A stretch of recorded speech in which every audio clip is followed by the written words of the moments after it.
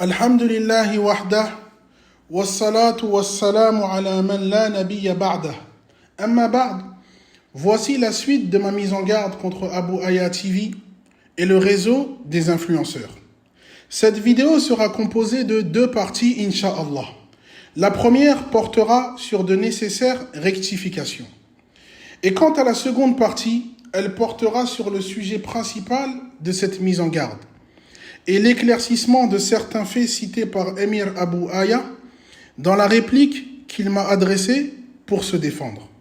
Allah dit dans Sourate Al-Ma'idah, Sourate 5, verset 8, « Ya ayyuhalladhina amanu kunu qawwamina lillahi shuhada'a bil-qist, wa la yajrimannakum shana'anu qawmin ala alla ta'dilu, i'dilu huwa aqrabu lit-taqwa. » Ô vous qui croyez, respectez scrupuleusement vos devoirs envers Allah et ne témoignez qu'en toute équité.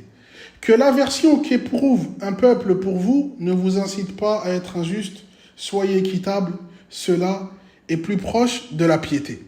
Et Allah dit dans Sourate Al-Hujurat, Sourate 49, verset 9, « Inna Allah yuhibbul muqsitin » Certes, Allah aime ceux qui sont équitables. Fait en effet partie des nobles caractères du musulman de manière générale et du salafi de façon particulière que de faire preuve d'équité envers toute personne, qu'il s'agisse d'un allié ou d'un opposant, d'un ami ou d'un ennemi, d'un salafi ou d'un innovateur, d'un musulman ou d'un mécréant. Il est également du devoir du musulman de clarifier les choses et de reconnaître quand il a pu commettre une erreur ou a été imprécis. Et admettre cela ne doit même pas être un problème pour lui, mais au contraire. Première rectification, le fait de m'être avancé au sujet de la non-prise en charge par Émir Abu Aya des billets, des visas et des transports tout au long du voyage de sa formation. Et le fait que cela ne soit pas mis à la connaissance de ses clients. Concernant ce point, je souhaite préciser cependant que deux choses m'ont induit en erreur. La première, après avoir reçu des témoignages et avoir vérifié sur la page du lien, en toute sincérité, je n'ai pas trouvé cette information, tout comme ses frères. En réalité, elle était bien présente mais difficilement accessible. Elle se trouvait en effet dans le 5e onglet tout en bas de la page, après avoir cliqué dessus, comme on peut le voir. Deuxièmement, les vidéos faites par les influenceurs pour promouvoir la formation d'Abu Aya n'évoquaient à aucun moment ces informations capitales et nécessaires à une prise de décision éclairée. Malgré cela, je rectifie clairement ce que j'ai dit dans la première vidéo en disant que ces informations étaient bien présentes, tout en persistant en revanche sur le fait qu'elles ne sont pas assez clairement exposées.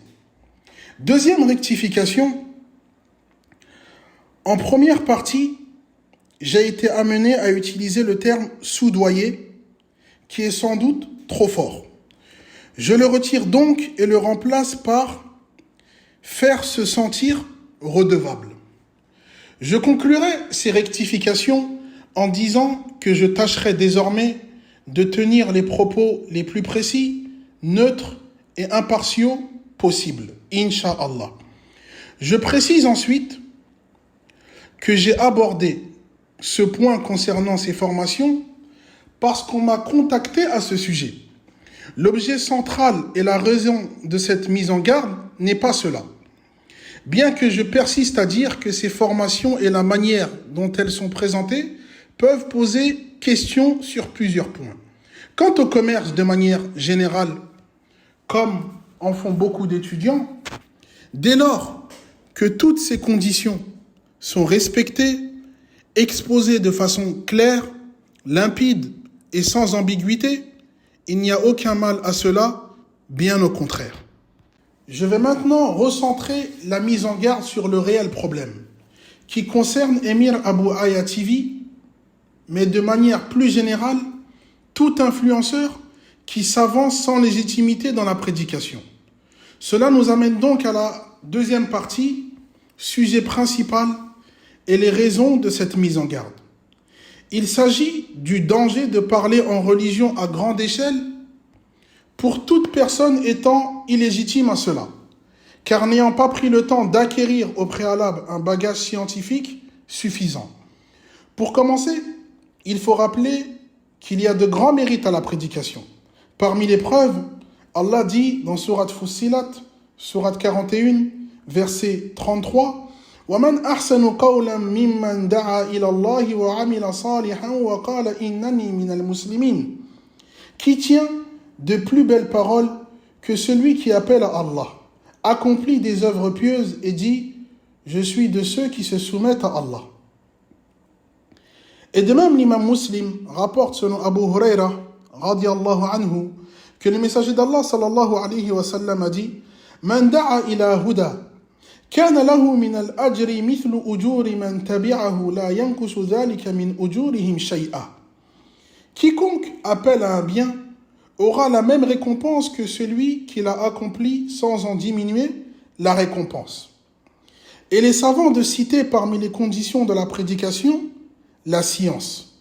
Cette dernière passe avant la parole et l'action. Allah dit dans Sourate Muhammad, Sourate 47, verset 19, فَاعْلَمْ أَنَّهُ لَا إِلَهَ إِلَّا اللَّهُ وَاسْتَغْفِرْ لِذَنْبِكَ وَلِلْمُؤْمِنِينَ وَالْمُؤْمِنَاتِ. Sache que nulle divinité ne mérite d'être adorée si ce n'est Allah, et implore le pardon d'Allah ainsi que pour les croyants et les croyantes. Et Allah dit dans Sourate An-Nahl, Sourate 16, verset 125, Ud'u ila sabili rabbika bil hikmati wal maw'izati al hasana wajadilhum billati hiya ahsan. Avec sagesse et bonne exhortation, appelle les hommes à la voie de ton Seigneur et discute avec eux de la meilleure façon. L'imam Ibn Jarir al-Tabari, rahimahullah, de dire la sagesse est ce qu'Allah révéla au prophète sallallahu alayhi wa sallam, le Coran et la Sunna. Sachant cela, nous nous devons d'être des plus attentifs quant à cette condition, étant donné que risque de se multiplier avec le temps l'apparition de personnes parlant et s'avançant sans science. Écoutons à ce sujet Cheikh Abdussalam Al-Chouaïr. وأيها الإخوة اعذروني إن خرجت عن الدرس قليلا.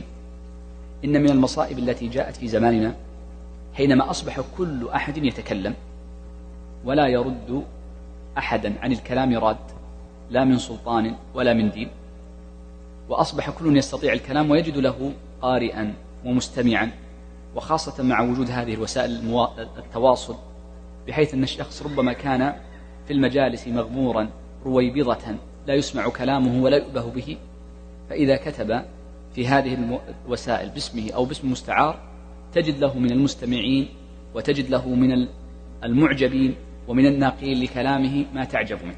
وهذا معنى قوله صلى الله عليه وسلم أن في آخر الزمان يستنطق الرويبضة الذي إذا عرفه أهله قالوا هذا الذي يتبعه الناس، أقرب الناس إليه يعلمون أنه ليس كفءا للعلم ولا للحديث فيه لكن يتكلم فيه.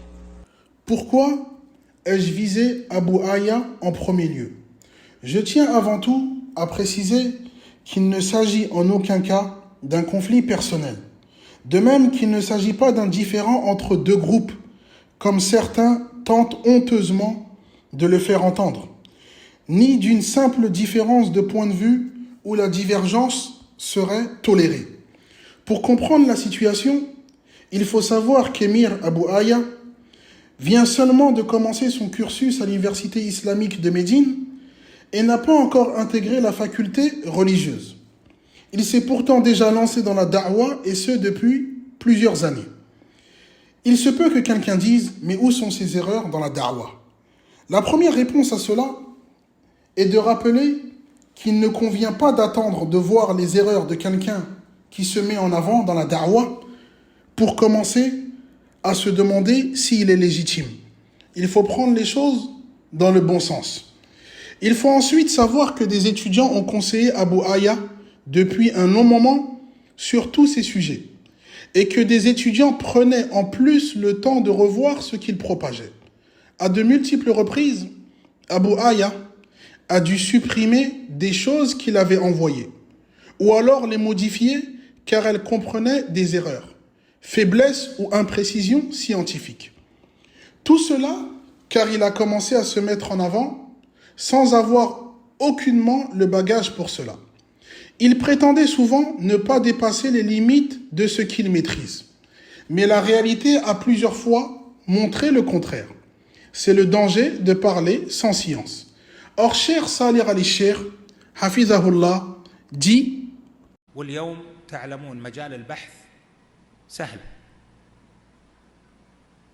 يأتي الواحد في مكتبة، ولا الآن أسهل من المكتبة، يبحث في النت ويطلع له من الأقوال ويختار قول شين، يقول هذا قاله العالم الفلاني، قاله الإمام. لكن هذا ليس علما. العلم ليس كذلك. العلم لا بد أن يؤخذ بأصوله وتجمع الأقوال وتفهم هذا مع هذا، وإلا كان العلم يتلاعب به الصبيان. كيف منزلة أهل العلم ومنزلة الرسوخ في العلم؟ هذه مسألة عظيمة ما صلحت إلا لفئة قليلة من الأمة، فيتلاعب بها صبيان.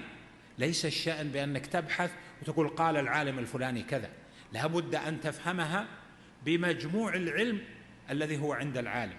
ولذلك جاء في الأثر لا تزالون بخير ما كان العلم في أكابركم. لا تزالون بخير ما كان العلم في أكابركم، فإذا كان في أصاغركم وقعت الفتنة. وجاء أيضا في الحديث الصحيح عنه في الحديث الصحيح أنه صلى الله عليه وسلم قال: يأتيكم زمان يقل فقهاؤكم ويكثر قراؤكم. Allah dit, en parlant de Shaitan, dans Surat Al-Baqarah, Surat 2, verset 169, إِنَّمَا يَأْمُرُكُمْ بِالسُّوءِ وَالْفَحْشَاءِ وَأَن تَقُولُوا عَلَى اللَّهِ مَا لَا تَعْلَمُونَ. Il ne vous commande que le mal, la turpitude, et de dire sur Allah ce que vous ne savez pas. Les savants de dire que Shaitan n'ordonne que les actes mauvais. Il y a donc dans ce verset une mise en garde contre le fait de parler sur Allah sans science. Et Allah dit dans Surat Al-A'raf, Surat 7, verset 33, قُلْ إِنَّمَا حَرَّمَ رَبِّيَ الْفَوَاحِشَ مَا ظَهَرَ مِنْهَا وَمَا بَطَنَ وَالْإِثْمَ وَالْبَغْيَ بِغَيْرِ الْحَقِّ وَأَن تُشْرِكُوا بِاللَّهِ مَا لَمْ يُنَزِّلْ بِهِ سُلْطَانًا وَأَن تَقُولُوا عَلَى اللَّهِ مَا لَا تَعْلَمُونَ.